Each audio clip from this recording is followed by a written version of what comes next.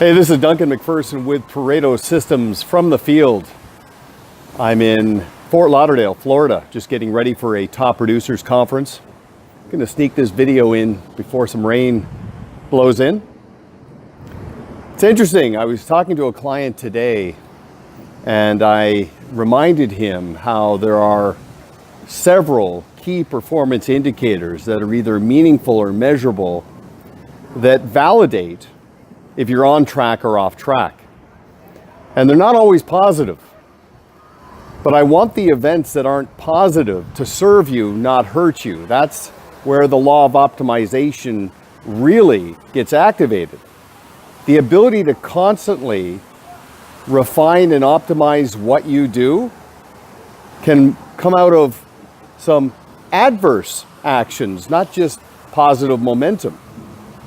You know, when you get a call from a client in the car who says to you that he just left his accountant's office and his accountant confirmed that the client paid you $65,000 last year, and the client's asking, could that be right? And you might think to yourself, well, it seems low actually. No, I'm just kidding. But that's a key performance indicator that your clients don't fully understand or appreciate your value, and they could potentially be at risk. Or when a client calls you and says, hey, look, I've just sold my business and a substantial chunk of money is going to be hitting my account and then moving on. That's a wake-up call where your client is essentially saying, look, I don't fully understand or appreciate your value and your process, and I feel like I've outgrown you. And maybe that client has listened to somebody else, an accountant or an attorney, who's basically said, you should move this over here. Like, these are all very, very important. And this client today was asking me in our call, he said, I've lost a couple of very important clients. How can I stem the attrition? And I said to him, why have you lost these clients? You want to know how, I want to know why. And he said, well, it's probably performance related because I'm really strong when the markets are down, but when the markets are up, I sometimes don't keep up. And so I understand and appreciate the advisor's approach to risk management along with wealth management, but the clients are clearly having issues.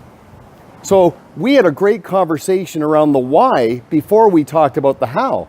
But here's where I'm going with this. I said, at the end of the day, it sounds like you're imagining why these clients defected. Call them and ask them. Tell them that you respect their decision. And then just simply say, in the spirit of elevating the client experience and striving to learn from this, I'd like to ask you two questions. Number one, why did you leave? Now, most clients respond to that by saying, well, I felt it was just time for a change, nothing personal.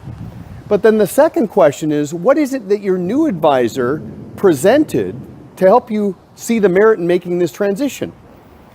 And the client says, well, it's hard to put my finger on it, but it just seems like they have this more all-encompassing approach. I mean, they do this, they do this, they do this, and every single thing they list off, the former advisor does.